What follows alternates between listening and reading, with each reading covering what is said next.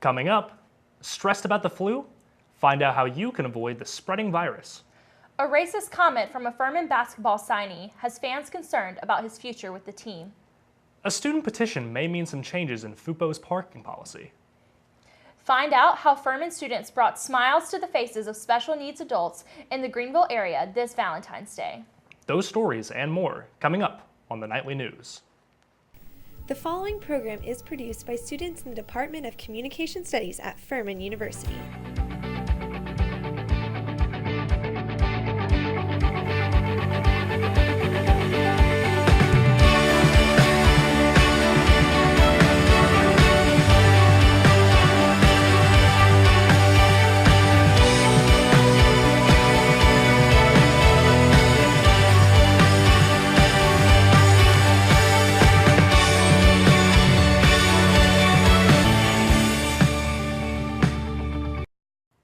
Across the nation, people are suffering from the flu.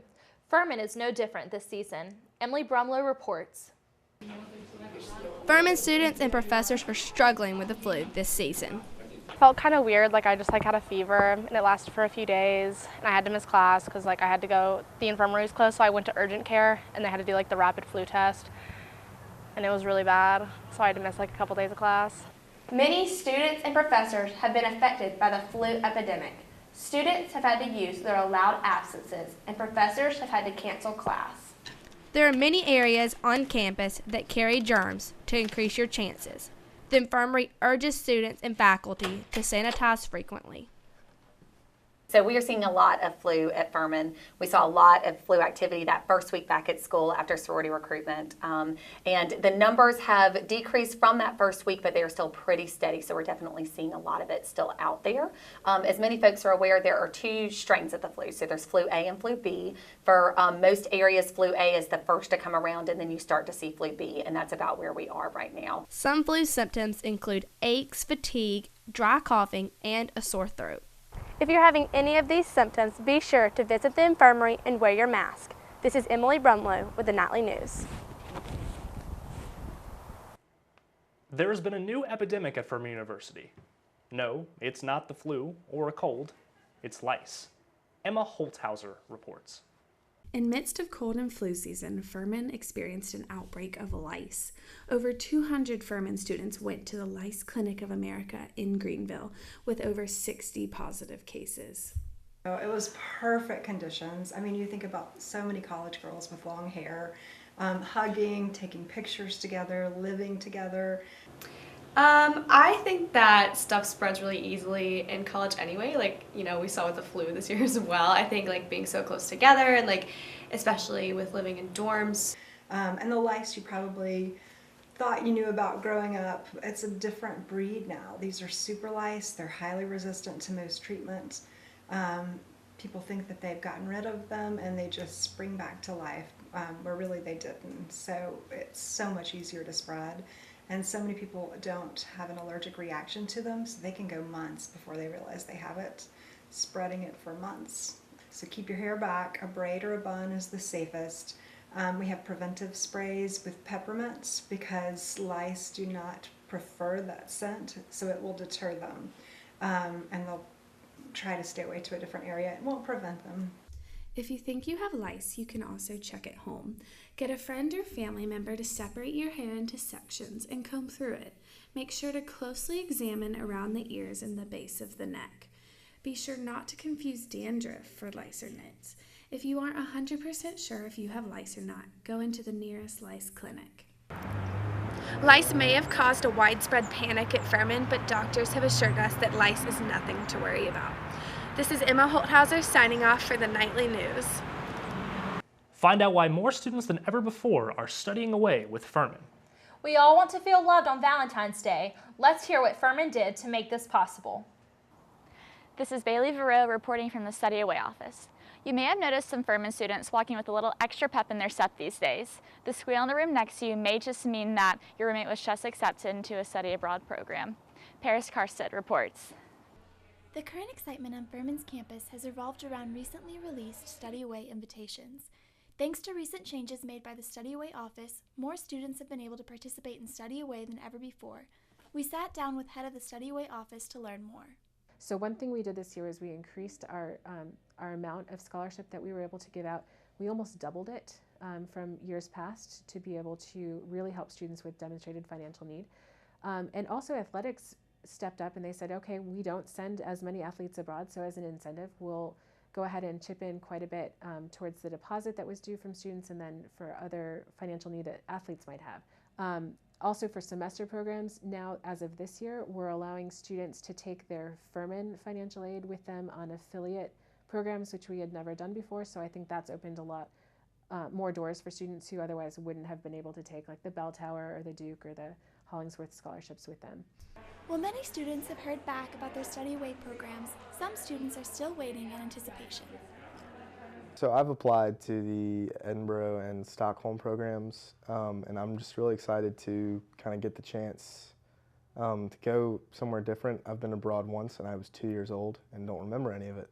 So I'm excited to get the chance to go to a different country and you know, learn in a different place, a different atmosphere, and hopefully be able to go to Edinburgh and be, you know, have an internship and enjoy Scotland as best I can.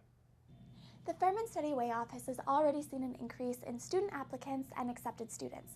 Furman University looks forward to having more students return from study away with stamped passports and incredible adventures. This is Paris Karstad reporting with the Nightly News. You can check out study abroad opportunities online or in the Trone Student Center on campus. Furman students made some of the most exceptional adults feel welcome this Valentine's Day, one dance move at a time. Crystal Brockington reports. For the 16th year, Furman students and exceptional adults broke the record of attendance for their annual Valentine's Day dance. So today's event is the Valentine's Day Dance for Exceptional Adults. So basically what we do is Heller Service Corps puts it on every year, the Tuesday before Valentine's Day. And we bring around 100 to 150 special needs adults to campus here in the Arts Center. And we just dance the night away with them. Hosted by the Heller Service Corps, the dance was partnered with Thrive Upstate, an organization that serves the special needs community in the upstate area. Thrive Upstate is one of the 70 organizations that Heller works with throughout the year. The first thing that we strive for is to make sure that each person that enters those doors feels special, like the king and queen of the prom, that they are being honored, that we are there to have a good time. And the Furman students do such a wonderful job with that. When as they enter the door, you know, they're welcomed with beads and they have homemade valentines and the music is going. Now we have food, but they don't take time to eat the food. They're on the dance floor and just absolutely having the time of their life. For more information for how you can get involved with the Heller Service Corps, visit Nancy Cooper in the Trone Student Center. Reporting for the Nightly News, I'm Crystal Washington. Heller's next big event, the Furman Palathon, will be April 7th and benefit the Greenville Children's Hospital. Back to you, Allie. After meeting with students, FUPO Chief John Milby says that his department will work on transparency with regard to campus parking. He also says that FUPO may start giving warning tickets. The meeting came after Furman students started a petition in hopes of sparking a dialogue among Furman Police, the Student Government Association, and the student body. 519 students have signed the petition. Catachino and Kit Tea?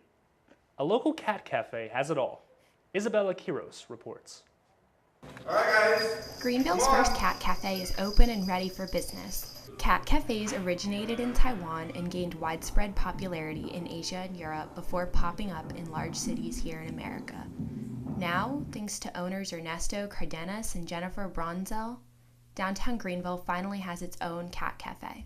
I wanted to open a cat cafe for a while, and Greenville is just a perfect city to do that, and Greenville needs some new influence with things they don't have in. Visitors pay for an hour and a half of time during their visit. The concept is simple. Grab a coffee and some human treats in the kitchen, and then head into the cafe to lounge with the cats. Pretty much all the cats there are really friendly and approachable, and they just kind of like crawl all over you, which is fun. So, what happens if you fall in love with one and want to bring it home? Don't worry. The cafe also fosters cats that are up for adoption. Right now there are 4 cats for adoption, but we will always have additional cats coming in from the rescue centers we work with. The cafe is looking to find their place in up-and-coming downtown Greenville and get Furman students in their doors. Our vision is to make it a little bit more than a cafe. So it's a cat petting zoo, music lounge, art exhibit, a creative space for visionaries, creators, sculptors, artists, musicians to come out and share their art. And we want to create that space in Greenville to bring culture to the city and help it develop more in that way. Whether you're here for some caffeine or a cat nap, the cats at the Organic Cat Cafe are waiting for you. Each week, the cafe will be hosting a bunch of different events from yoga to ping pong. Make sure to check out their Facebook page for more information.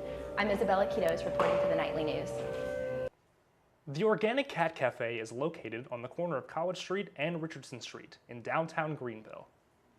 A class of 2018 Furman basketball signee is in hot water surrounding controversial statements made via Snapchat. And Furman track prepares for their upcoming season. Let's go to our sports anchor, Austin Willis. Furman basketball recruit Andrew Taylor is apologizing for his comments made this January that some in the community interpreted as racist. After a Corbin High School basketball win, the statements were recorded via Snapchat and were instantly made available to followers. The Kentucky native has since apologized for his comments and taken actions with university officials to right his mistake. Taylor has met with first-year head coach Bob Ritchie and the Furman basketball team to address the issue to his soon-to-be teammates. Following a team vote, the team accepted Taylor's apology. Furman officials are set to make their statement on the matter in the coming weeks, while the Furman basketball team is in the hunt for a conference championship and a shot at the NCAA tournament. Running is hard, but Furman track makes it look easy. Indoor and outdoor track season is underway, and the Furman athletes want to make a statement. Jack Marshall reports. Furman track is practicing hard as they prepare for the season. Last year they sent 9 people to nationals, and they hope to improve on that. You know, I think it's going to be a special season for the team. Really, we got a lot of upperclassmen, but also some really talented freshmen. Last year we set the record for the most athletes going to the regional meet and then on to NCAAs.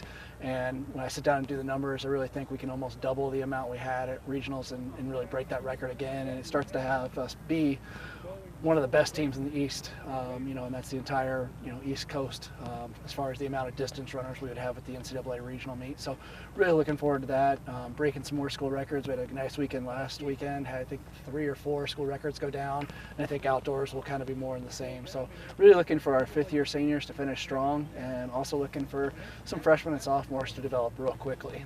They're doing a great job. Team goals between coach and athlete differ slightly, but they both want the same thing in the end. First and foremost, we always want to stay healthy.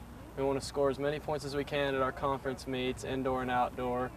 And we also want to send as many people as we can to the NCAA outdoor regional and national championships while setting our personal bests along the way. Furman has a very experienced team, with 4 5th-year seniors and 3 seniors, which makes them even hungry for success, especially when it comes to personal achievements. Last year at the Outdoor National Championships, I was in the top 8, and this year I'm trying to go for top 3, which as far as like personal times, I need to run sub 15:20, which I've run 15:35 before, and 15:18 is NCAA all-time top 10. So that's the main goal, is try and get top 10 all-time, and then that'll set me up well for the NCAA Outdoor Championships. Furman Track will compete in their indoor championships next weekend in Birmingham, Alabama. With Nightly News, this is Jack Marshall. That's it for this week's Nightly News. Turn to Channel 20 and watch on YouTube for all of your Furman news. That's what we're up to this weekend. I don't really know. I didn't do anything.